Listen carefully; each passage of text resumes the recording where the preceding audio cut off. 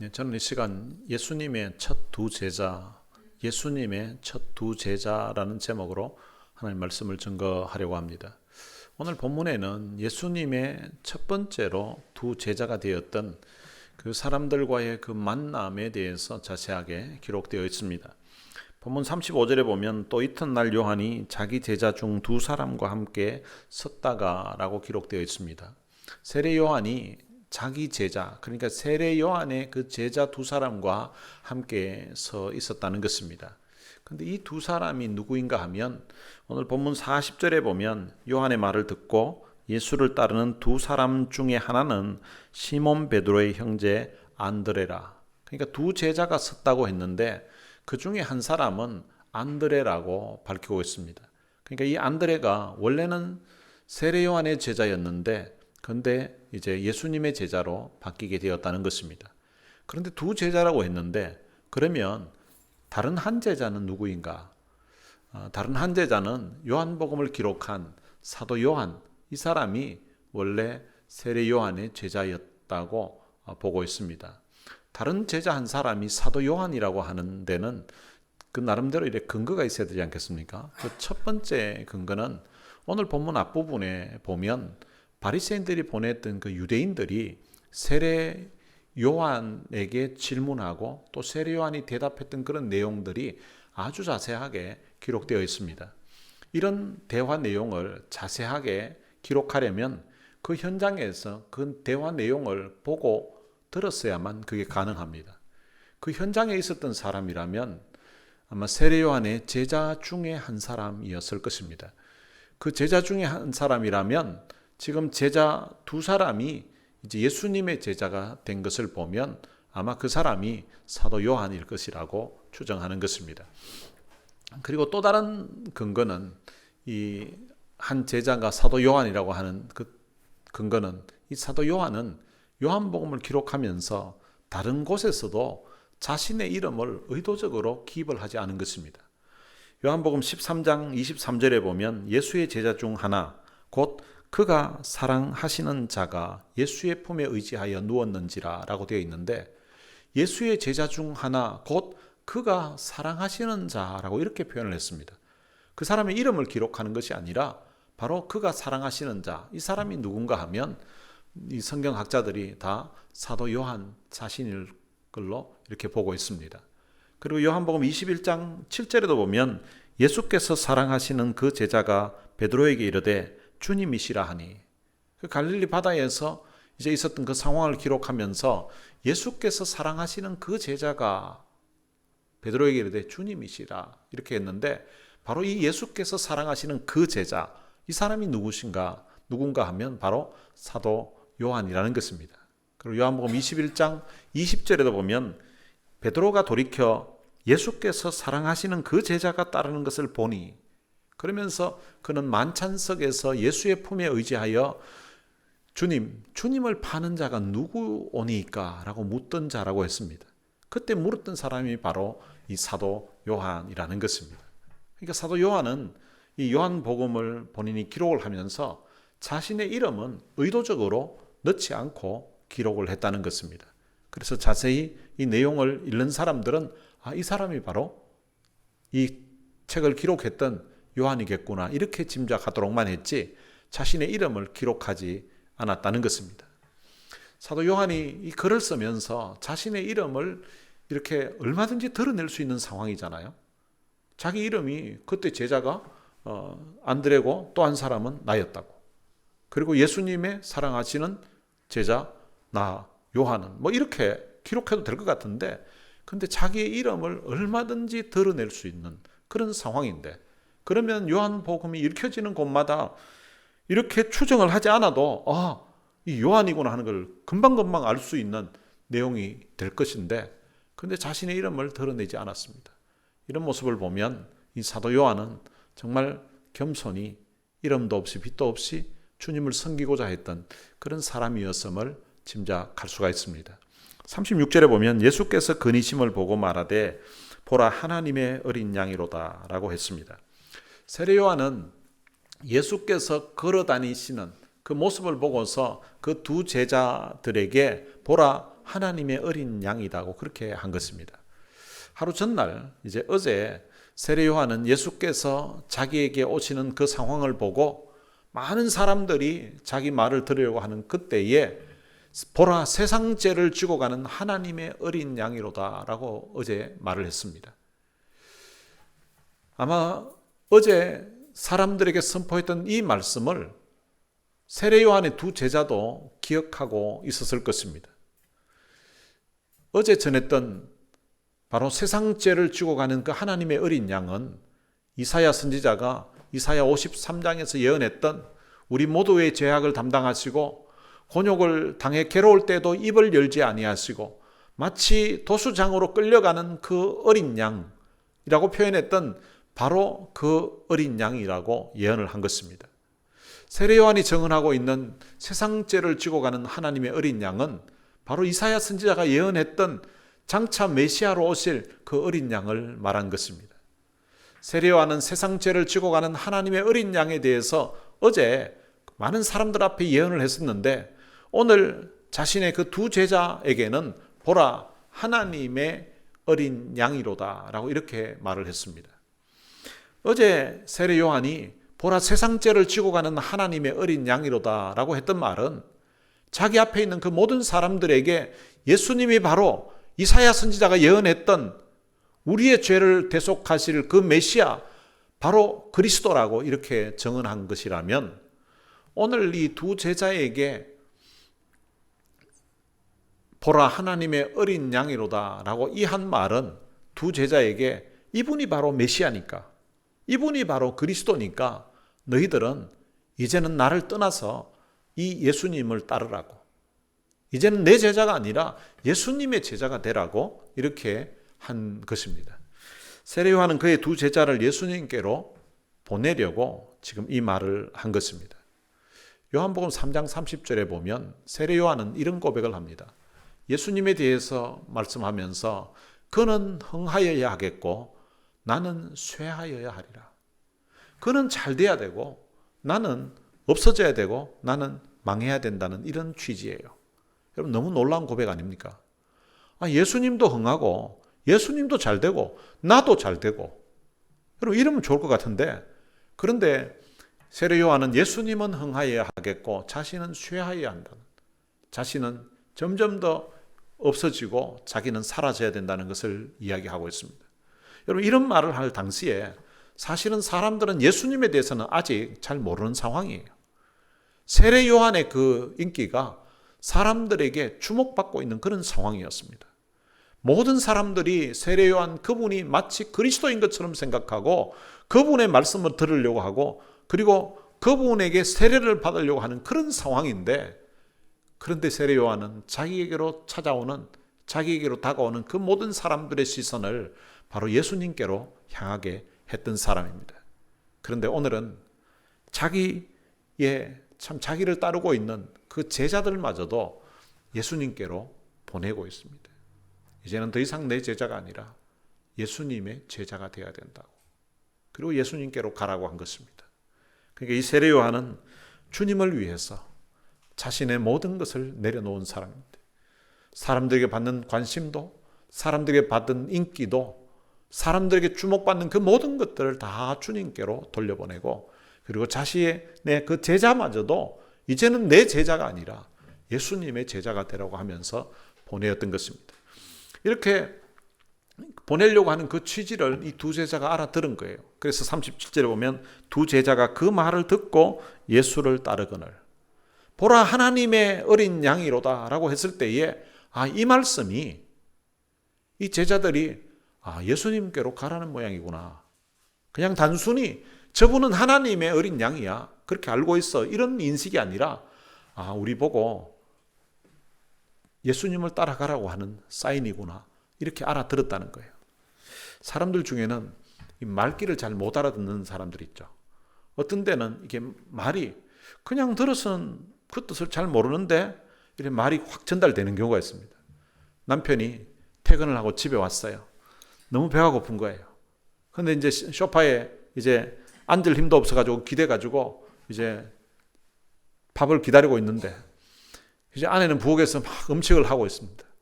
그러니까 남편이 아내에게 말을 했습니다. 여보, 몇 시냐고. 몇 시야? 이렇게 이해했습니다. 경상도 사투리라면 여보, 몇 시고? 이렇게 한 거예요. 그러니까 아내가 보고 있다가 밥 다 돼 가요. 이렇게 했습니다. 몇 시냐고 물었는데 밥 다 돼 간다고 이야기한 거예요. 지금 남편이 몇 시고라고 물은 것은 시간을 몰라서 물은 것이 아니라 하루 종일 일하고 지금 허기져서 왔는데 도대체 밥도 준비 안 해놓고 밥은 언제 되냐고 배고파 죽겠다고 하는 뜻으로 여보 몇 시고라고 한 거예요. 그러니까 아내가 밥 다 돼 가요. 모르는 사람이 그냥 보면 몇 시냐고 하면 지금 7시 30분이라고 시간을 이야기해야 될 것 같은데 밥 다 돼 가요. 남편이 몇 시고라고 묻는 것이 배가 고파서 밥 언제 다 돼 가냐고 물었는 줄 알았던 거예요.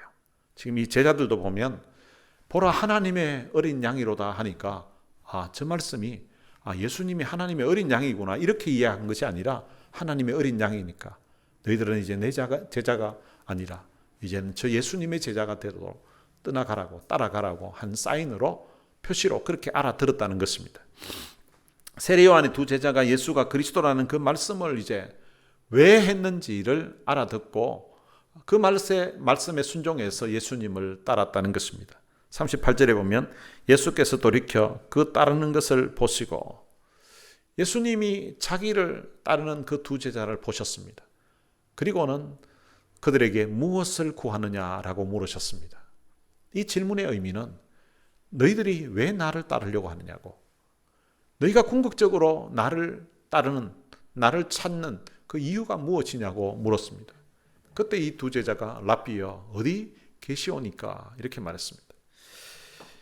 이 질문하는 내용들이 마치 이게 자세히 보지 않으면 마치 불교에서 어떤 선문답하는 것처럼 산은 산이로되 물은 물이로되 뭐 하는 것처럼 이게 무슨 말인지 잘 못 알아들 것 같은데, 그런데 이 랍비여 어디 계시오니까 이 말은 그 당시 이제 제자가 스승을 따르겠다는 그런 표현 방식이었다고 합니다.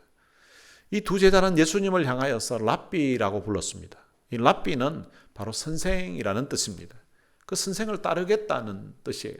이 두 제자는 예수님을 그리스도로 믿고서 스승으로 존경하면서 따르겠다는 그런 취지로 랍비여 어디 계시오니까 라고 물었던 것입니다. 근데 옆에 보면 랍비는 번역하면 선생이라 라고 되어 있습니다. 번역하면 무엇이다 라는 이런 표현이 요한복음에 보면 4번이나 나옵니다. 그 중에 오늘 본문에 3번 나옵니다. 랍비는 번역하면 선생이라 이런 말이 있고, 그 다음 41절에 보면 메시아는 번역하면 그리스도라, 그리고 42절에도 보면 게바는 번역하면 베드로라 이렇게 되어 있습니다. 그리고 요한복음 9장 7절에도 보면 실로암은 번역하면 보냄을 받았다는 뜻이라 이렇게 되어 있습니다. 이 번역하면이라는 말은 이 말을 읽는 사람들이 이 단어 자체를 못 알아들을 것 같으니까 알아듣기 쉽도록 표현을 해놓은 거예요. 신약 성경은 헬라어로 기록이 되어 있습니다. 그런데 예수님 당시에 예수님과 제자들이 또 그 당시 살았던 사람들이 사용했던 언어는 히브리어와 아람어 이 두 언어를 주로 사용했습니다. 그러니까 예수님이 실제 사용한 언어는 히브리어도 사용하실 때도 있었고 아람어를 사용하신 거예요. 그런데 이 글 자체는 지금 헬라어로, 그릭어라고 하죠. 헬라어로 기록을 해놓은 거예요. 그런데 요한은 이 그 당시의 상황을 아주 현장감 있게 표현하기 위해서 어떤 단어들은 예수님이나 제자들이 사용했던 그 히브리어나 아람어를 그대로 기록을 해놓은 거예요. 우리도 이래 한국말을 이렇게 번역하다 보면 어떤 때는 지방 사투리를 쓰는 경우가 있잖아요. 그런 것들은 그냥 그 말을 그대로 하고 이 뜻은 이런 뜻이라고 해놓으면 그게 굉장히 이렇게 확 이해가 와닿게 되거든요. 그것처럼 랍비, 그리고 메시아, 실로암 이런 단어들은 히브리어예요. 그리고 게바라는 단어는 아람어입니다. 히브리어와 아람어를 그 헬라인들이 이해할 수 있는 그런 단어로 번역을 첨부한 것입니다. 이렇게 번역을 첨부한 것을 보면 이 사도 요한은 자기가 쓰는 이 글을 읽을 사람들을 굉장히 배려해서 기록한 것을 알 수가 있습니다. 우리도 무언가 할 때는 이 사도 요한처럼 다른 사람들을 향한 그런 배려하는 마음을 가지고 살아야 됩니다. 그냥 내 하고 싶은 대로 내가 원하는 대로 표현하고 네가 알아서 하라 이런 취지가 아니라 그 사람 수준에서 그 사람이 이해할 수 있는 또 그 사람에게 필요한 것을 우리가 배려해서 말을 하고 행동을 하는 것이 필요하다는 것입니다. 39절에 보면 예수께서 이르시되 와서 보라. 그러므로 그들이 가서 계신 데를 보고 그날 함께 거하니 때가 10시쯤 되었더라 라고 기록하고 있습니다. 예수님이 그 두 사람에게 와서 보라고 했습니다. 와서 보라는 말은 예수님이 계신 곳으로 오라는 이제 초청의 말씀입니다. 그들이 가서 예수님이 계신 데를 보았습니다. 이 와서 보라는 그 예수님의 말씀에 순종해서 그날 예수님이 계신 곳에 가서 그들은 예수님과 함께 시간을 보냈던 것입니다. 그들은 예수님과 함께 그날 교제를 했습니다. 아마 예수님의 가르침을 받기도 했었고 또 예수님의 어떤 말씀하시는 그런 상황을 그들이 보았을 거고 예수님이 하시는 일도 보았을 것입니다. 그리고 예수님에게 궁금한 것 있으면 아마 질문도 했을 수도 있을 것입니다. 근데 오늘 본문에 보면 때가 10시쯤 되었다고 그렇게 말합니다. 이렇게 시각이 명시되어 것을 보면 그날 만남이 굉장히 의미가 있었던 것 같고 그리고 역사적인 어떤 사실임을 다른 사람들에게 인식시키기 위해서 시간을 기록한 것 같습니다. 40절에 보면 요한의 말을 듣고 예수를 따르는 두 사람 중에 하나는 시몬 베드로의 형제 안드레라라고 말씀하고 있습니다. 세례 요한의 말을 듣고 이제 원래는 세례 요한의 제자였는데 예수님의 제자가 된 두 사람 중에 한 사람이 시몬 베드로의 형제 안드레임을 밝혀놓고 있습니다. 안드레를 표현할 때에 이 복음서 초반기에 보면 이 사람을 표현할 때에 시몬 베드로의 형제 안드레라고 그렇게 표현했습니다. 아마 이 안드레보다는 베드로가 워낙 유명하게 알려져 있으니까 이 안드레를 설명하면서 시몬 베드로의 형제 안드레라고 표현한 것입니다. 근데 이제 복음서가 쭉 지나가면서 안드레를 표현할 때에 그냥 안드레로 이렇게 표현을 하게 됩니다. 안드레는 사도 요한과 함께 예수님의 첫 제자가 된 사람입니다. 그가 예수님의 제자가 된 이후에 한 일을 41절에서 기록하고 있습니다. 그가 먼저 자기의 형제 시몬을 찾아 말하되 우리가 메시아를 만났다 하고 메시아는 번역하면 그리스도라라고 되어 있습니다. 안드레는 그날 예수님과 함께 있으면서 함께 예수님과 교제하면서 예수님 이분이 바로 메시아구나. 이분이 바로 그리스도구나 하는 것을 알게 되었고 확신하게 되었습니다.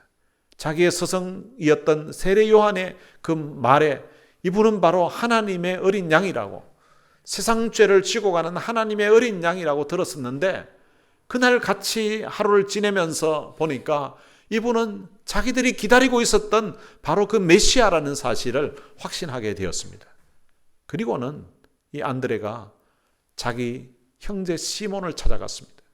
그 시몬을 찾아가서 우리가 메시아를 만났다라고 증언을 했습니다. 안드레는 예수님을 만난 후에 최초로 예수님에 대해서 전했던 복음 전도자였습니다. 이 역사적인 사실을 사도 요한은 아주 상세하게 기록하고 있습니다. 우리가 메시아를 만났다는 이 말은 지금까지 우리 조상들 적부터 기다리고 있었던 구약의 많은 선지자들이 예언했던 그 메시아를 만났다는 것입니다. 바로 그 메시아를 드디어 찾았다는 것입니다.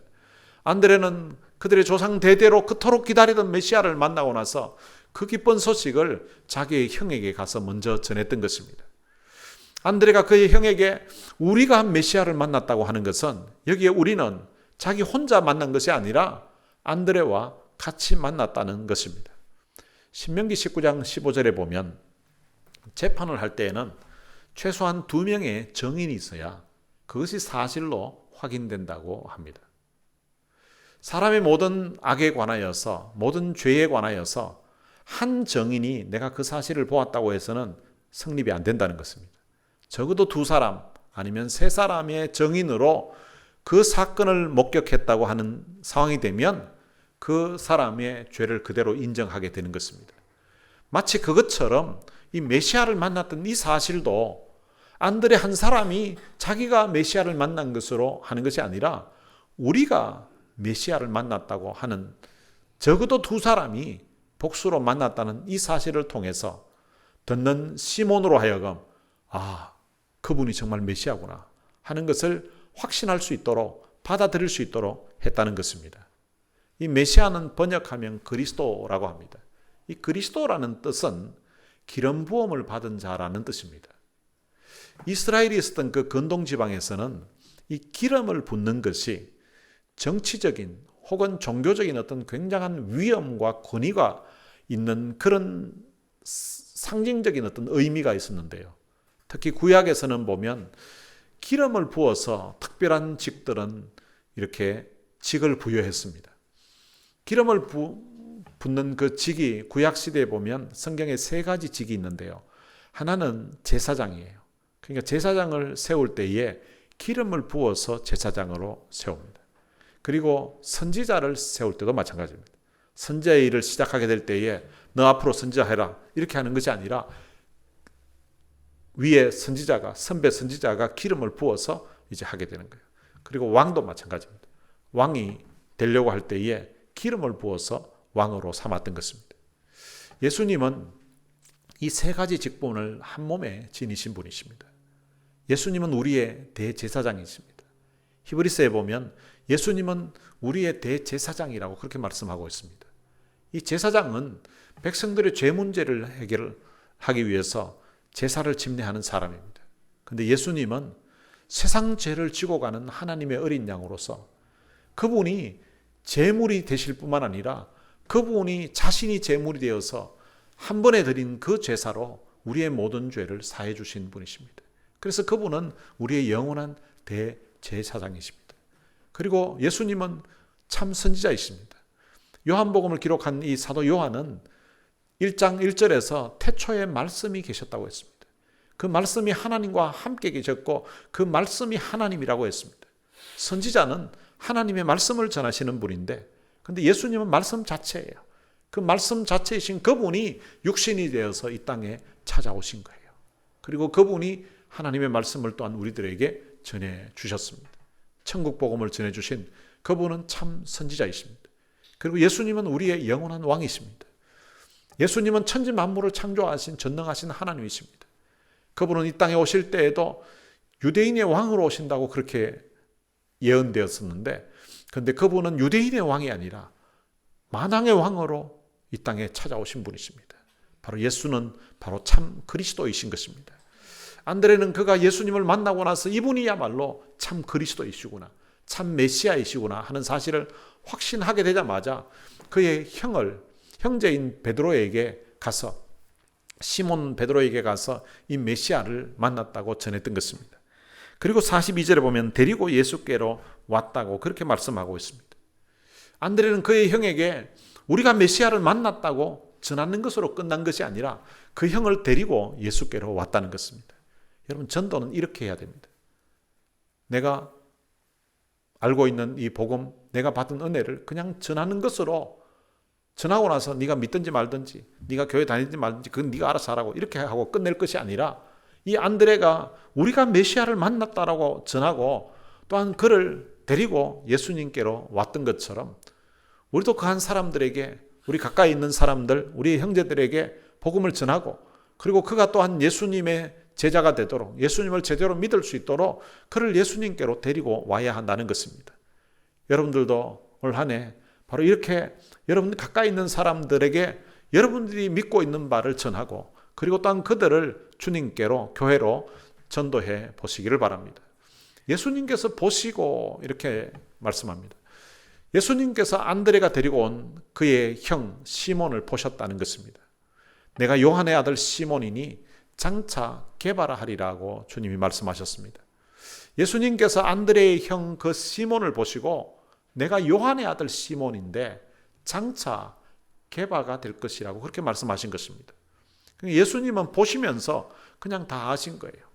이 사람의 성격도 아시고 이 사람의 됨됨이도 아시고 그리고 이 사람의 과거도 아시고 이 사람이 현재의 모습도 아시고 장차 어떻게 될 것인가까지 주님은 다 아셔서 내가 요한의 아들 시몬이지만 근데 장차 게바가 될 것이라고 이렇게 했습니다. 그러면 이 시몬하고 구약 성경에 보면 야곱의 아들 중에 둘째 아들 이름이 시므온이라고 되어 있습니다. 그러니까 시몬하고 시므온은 이게 동일한 이름이에요. 야곱의 둘째 아들 시몬은 구약에 그 12지파가 있는데 그 12지파 중에 한 조상이 됩니다. 구약 성경에 나오는 야곱의 둘째 아들 시몬은 어떤 사람인가 하면 성격이 아주 과격하고 그리고 성미가 아주 급한 그런 사람이에요. 창세기 34장에 보면 이 시몬이 자기 여동생이 디나라는 여동생이 있었는데 그 세겜 추장의 아들에 의해서 이제 강간을 당하게 됩니다. 근데 그런 일이 발생하고 나니까 이제 그 부족 사람들에게 할례를 받으라고 해가지고 다 할례를 받게 해서 사흘째 되는 날 이제 할례를 받고 제대로 움직일 수가 없을 상황이 되었을 때에 칼을 들고 가서 거기 있는 남자들을 아예 다 죽여버렸습니다. 창세기 49장에 보면 야곱이 이제 죽기 직전에 자기 12아들을 불러놓고 마지막으로 축복하는 그런 내용이 기록되어 있습니다. 구약 성경에 있는 이 믿음의 조상들의 모습을 보면 이 마지막으로 하는 이 축복 기도를 굉장히 소중하게 생각했을 거예요. 그리고 또한 성경의 그 역사를 보면 이 하나님이 그 마지막으로 축복했던 그 기도를 그대로 들어주고 계신다는 것을 알 수가 있습니다. 그런데 이 야곱이 다른 12명의 자녀들을 축복하는데 다른 자녀들은 축복을 하고 있는데 때로는 잘못도 이렇게 책망하는 그런 내용도 있지만 이 시몬에 대해서는 축복하는 내용이 하나도 없어요. 마지막 축복 기도를 하는 그 상황에서 저주를 하고 있는 내용이 나옵니다. 창세기 49장 5절부터 보면 시몬과 레위는 형제요 그들의 칼은 폭력의 도구로다. 내 호나 그들의 모의에 상관하지 말지어다. 내 영광과 그들의 집회에 참여하지 말지어다. 그들이 그들의 분노대로 사람을 죽이고 그들의 혈기대로 소의 발목 힘줄을 끊었음이로다. 그 노여움이 혹독하니 저주를 받을 것이요 분기가 맹렬하니 저주를 받을 것이라. 내가 그들을 야곱 중에서 나누며 이스라엘 중에서 흩으리로다. 지금 생의 마지막에 자식들 불러놓고 축복해야 되는 그 상황에서 이 시몬에 대해서는 축복을 하는 것이 아니라 저주를 합니다. 저주를 했던 그 이유가 무엇인가 하면 그는 분노대로 사람을 죽였다는 것입니다. 그는 혈기대로 소의 발목 힘줄을 끊었다는 것입니다. 그래서 이 사람은 아주 분노가 가득 차 있고 혈기가 왕성한 그런 상황이라는 것입니다. 어쩌면 변화되기 이전에 그 시몬 베드로의 모습이 그의 조상 시몬의 모습과 아주 비슷함을 알 수가 있습니다. 요한복음 18장에 보면 예수님께서 이제 마지막 잡혀가는 그런 상황이 되었는데요. 그때 이제 대제사장의 종이 와서 이제 예수님을 잡으려고 하니까 그 옆에 있었던 베드로가 칼을 끄집어냅니다. 그리고 이 대제사장의 종 말고의 길을 그냥 베어버린 사건이 기록되어 있습니다. 이런 베드로의 모습을 보면 그 야곱의 아들 시몬과 너무나 성격 비슷한 것도 그렇고 아주 성미가 급한 그런 사람임을 알 수가 있습니다. 이러한 시몬의 성격을 주님이 다 파악하신 거예요. 그리고는 내가 요한의 아들 시몬이지만 장차 게바로 불리게 될 것을 말씀하신 것입니다. 이 게바는 반석이라는 뜻입니다. 베드로가 바로 반석이라는 뜻입니다. 지금은 성격 괴팍하고 아주 성질 사납고 그리고 성질 급한 그런 모습이지만 장차 이 교회를 위하여서 반석과 같은 그런 존재가 될 것이라고 말씀하신 것입니다. 이 베드로는 가이사랴 빌립보 지방에서 예수님을 향하여서 주는 그리스도시요 살아계신 하나님의 아들이라고 고백을 했습니다. 그때 예수님이 바요나 시몬아 네가 복이 있도다 하면서 너는 베드로라 라고 하면서 그 베드로에 대해서 그 이름 자체를 공식적으로 부여해 주셨습니다. 마치 야곱의 이름이 이스라엘로 이름이 바뀌었던 것처럼 그 시몬이라는 요한의 아들 시몬이라는 이 이름을 예수님이 베드로라는 이름으로 바꾸어 주신 것입니다. 예수님은 베드로를 보시면서 내가 지금은 시몬이지만 어쩌면 성격 거칠고 그리고 성미가 급한 그런 모습이지만 앞으로 장차 다듬어지고 빚어지면 장차는 참 반석 같은 그런 일꾼이 될 것이라고 말씀하신 것입니다. 베드로는 예수님이 잡혀서 신문을 받을 때에 예수님 모른다고 3번씩이나 부인했던 사람입니다. 그런 연약하고 허물이 많은 사람이었습니다. 그런데 부활하신 그 주님이 그 베드로를 찾아서 갈릴리 바다에 가서 만나주시고 그리고 또한 오순절 그 성령의 충만함을 받아서 이 베드로가 초대 교회에 아주 반석 같은 그런 역할을 감당하게 되었습니다. 주님이 말씀하셨던 대로 지금은 시몬이지만 그가 장차 반석이 된 것입니다. 주님이 우리를 보실 때도 아마 그렇게 보실 것 같아요. 어떤 때는 우리가 우리 모습 돌아봐도 참 너무 부족하고 참 주님 앞에 면목 없는 그런 모습으로 설 때가 많습니다. 제가 한 번은 서울에 가서 면목동에 있는 그 교회에 가서 설교를 한 적이 있었습니다. 그래서 그 교회에 가서 설교를 시작하면서 이렇게 이야기했습니다.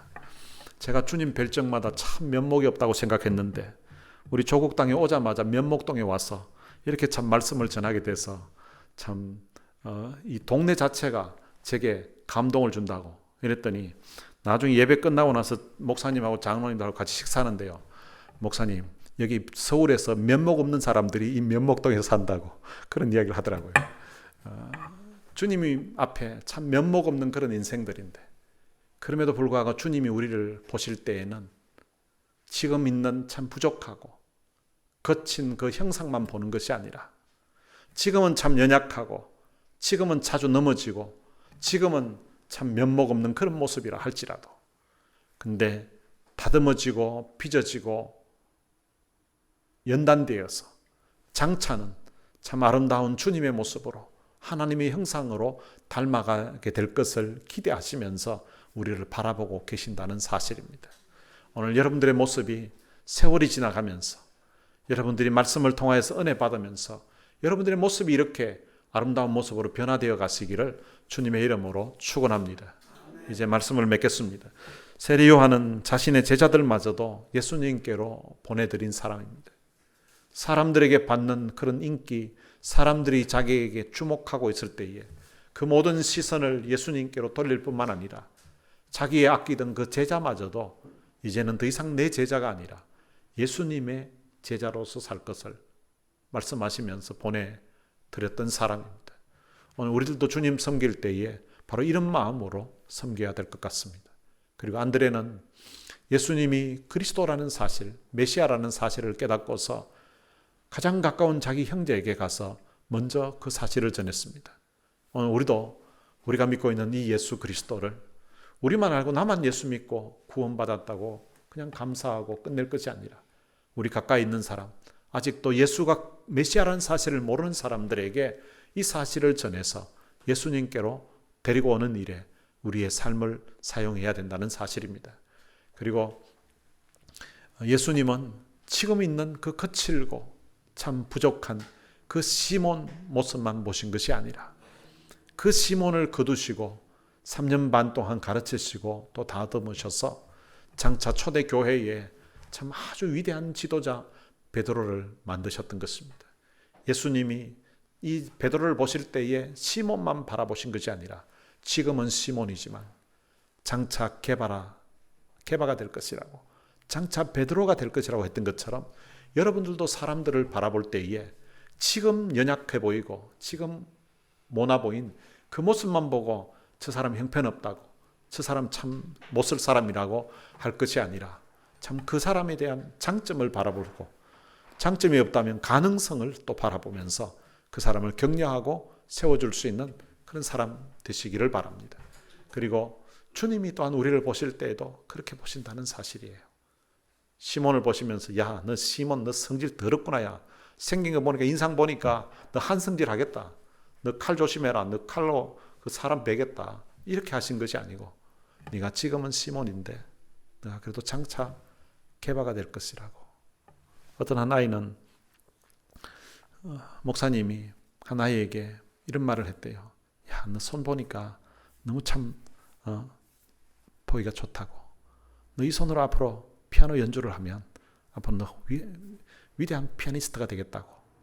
근데 그렇게 들었던 그 말 한마디가 아이의 인생을 바꿔놓아서 유명한 피아니스트가 된 사람도 있고요. 아이의 손을 보고서 야, 너 이 손으로 너 환자들을 돌보면 아주 너 손이 많은 사람들 살리겠다고. 하여튼 그 말이 참 마음에 배어져서 의사가 된 그런 선생님도 있더라고요. 오늘 여러분들이 하는 말이 여러분들의 인생도 바꿔놓을 수가 있고, 여러분들이 한 말이 여러분들의 주변에 있는 사람들을 인생을 바꿔놓을 수가 있습니다. 오늘 우리 말 한마디가 옆에 있는 사람들의 하루에 참 힘이 나게 만들 수도 있고, 오늘 여러분들이 하는 그 말 한마디가 인생을 아예 절망에 빠뜨리게 되기도 합니다. 어떤 목사님이 유튜브에서 이야기하는데 그 사모님이 자기에게 이런 말을 했대요. 당신은 목사 스타일이 아니다고. 그 말에 이 목사님이 너무 상처가 돼가지고 목사님이 그날 결심을 했다는 것입니다. 내가 이 여자 평생 내가 용서하지 않겠다고. 그 말 한마디가 그렇게 상처가 됐다는 그런 이야기였습니다. 여러분, 말 한마디가 다른 사람의 마음에 참 힘이 나게도 만들고 한 사람의 마음을 절망시킬 수가 있는데, 오늘 여러분들의 입에서 나오는 그 말 한마디가 마치 주님이 네가 요한의 아들 시몬이나 장차 게바가 되리라고 했던 것처럼 다른 사람들을 위로하고 격려하는 데에 여러분들의 입술, 여러분들의 삶을 사용하게 되시기를 주님의 이름으로 축원합니다. 오늘 들은 말씀 생각하면서 찬양을 같이 한 곡 부르겠습니다. 이 험한 세상 나 살아갈 동안 이라는 찬양입니다. 3절 가사에 보면 내 영혼 속에 주 예수 오셔서 내 죄와 흠을 사하신 내 주님을 사랑해. 세상 죄를 지고 가는 하나님의 어린 양으로서 예수님이 이 땅에 오셔서 우리의 모든 죄를 담당하시고 그분이 돌아가셨습니다. 골고다 언덕 그 험한 십자가 늘 기억하며 감사하리. 날 대속하신 그 사람, 오늘 하나님의 어린 양으로서 우리의 죄를 친히 담당하셨던 그 메시아 되신 그 주님의 은혜에 대한 그 감격이 오늘 우리의 가슴에서 식지 않아서 나 호흡 있는 동안에, 나 생명 있는 동안에 나 주를 찬양하리라. 내게 생명 주신 주님을. 가사의 의미를 생각하면서 함께 찬양하시겠습니다.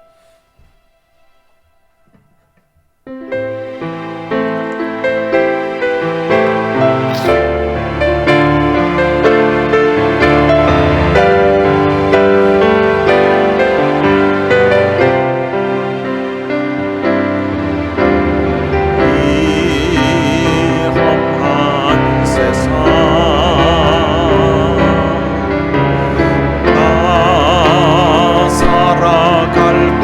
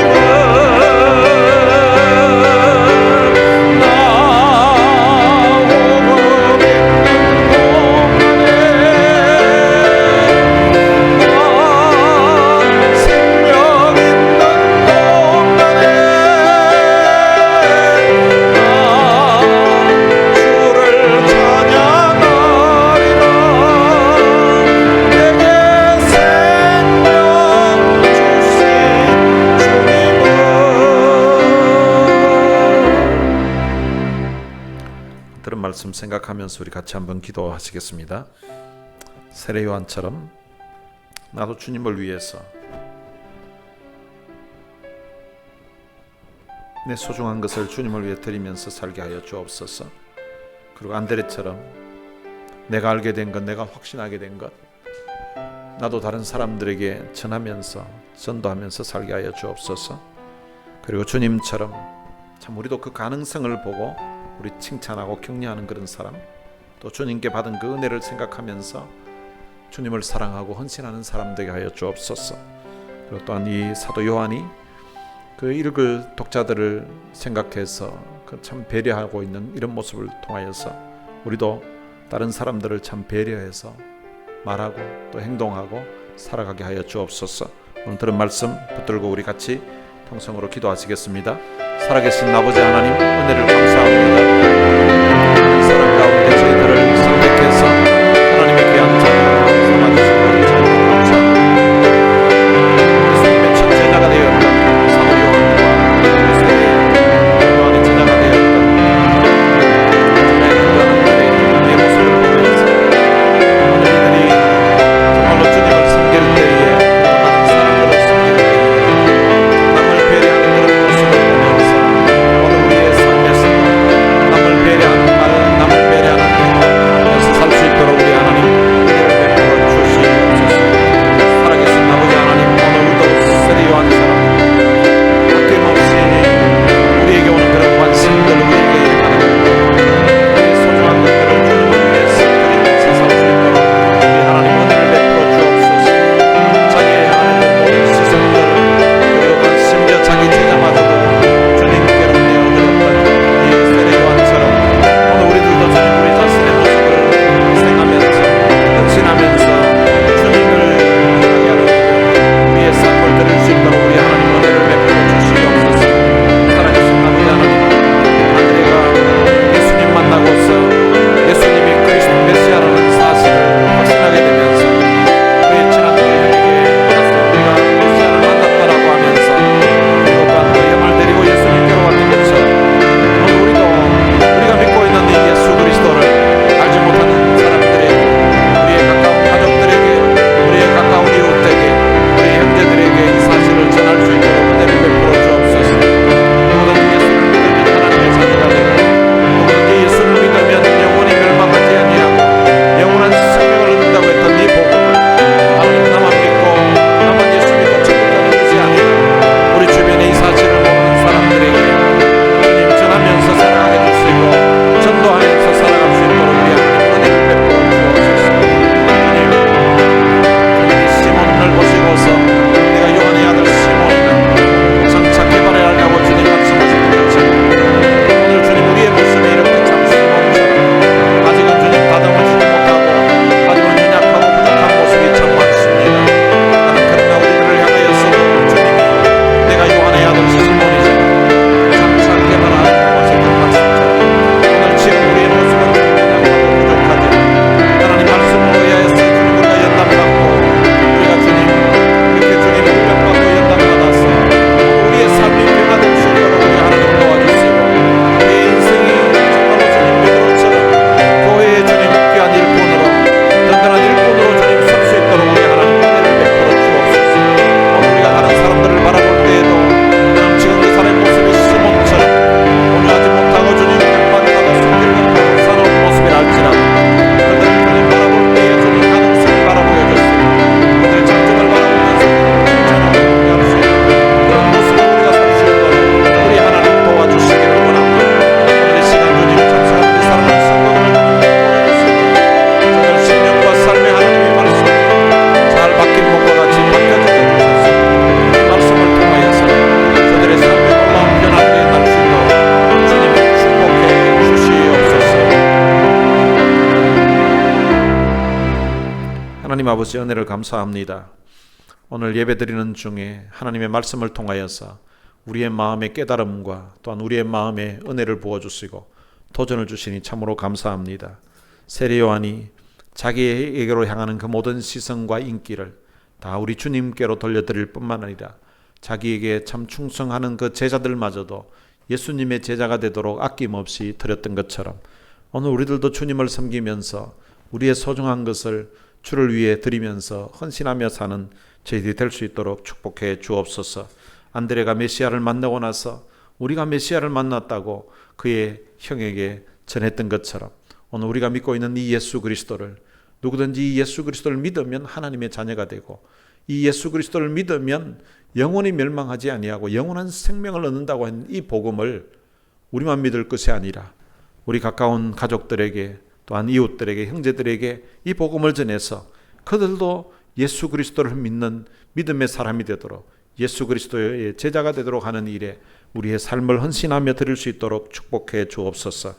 주님이 그 거칠고 아직 성숙되지 못한 그 시몬을 보시고 내가 요한의 아들 시몬이니 장차 게바가 되리라고 하셨던 것처럼 오늘 우리들을 향하여서도 아직 참 연약하고 부족함이 많고 주님 앞에 참 고개를 들 수 없는 면목 없는 그런 인생들이지만 주께서 우리들을 보시면서 장차 게바와 같은 그런 하나님 나라의 귀한 일꾼으로 쓰실 것을 보시면서 우리들을 인내하시고 또한 품어주시니 참으로 감사합니다. 그 주님의 기대에 부응해서 우리의 삶이 받은 은혜를 기억하면서 주님의 영광을 위해서 우리의 삶을 드릴 수 있도록 축복해 주옵소서. 사도 요한이 이 요한복음을 기록하면서 이 요한복음을 제대로 이해하기 위해서 그들이 알아들을 수 있는 말로 번역하면서 세심한 배려를 하는 것처럼 오늘 우리의 삶에서도 우리가 다른 사람들을 생각하고 그들을 배려해서 우리가 말을 하고 또한 행동하면서 살아갈 수 있도록 축복해 주옵소서. 우리 주 예수 그리스도의 은혜와 하나님의 무한하신 사랑과 성령님의 위로교통 충만하심이 오늘 선포된 이 하나님의 말씀을 우리의 마음에 새기면서 이 말씀대로 살아갈 것을 마음에 다짐하는 하나님의 귀한 자녀들 머리 위에 이제로부터 영원토록 함께 있을지어다.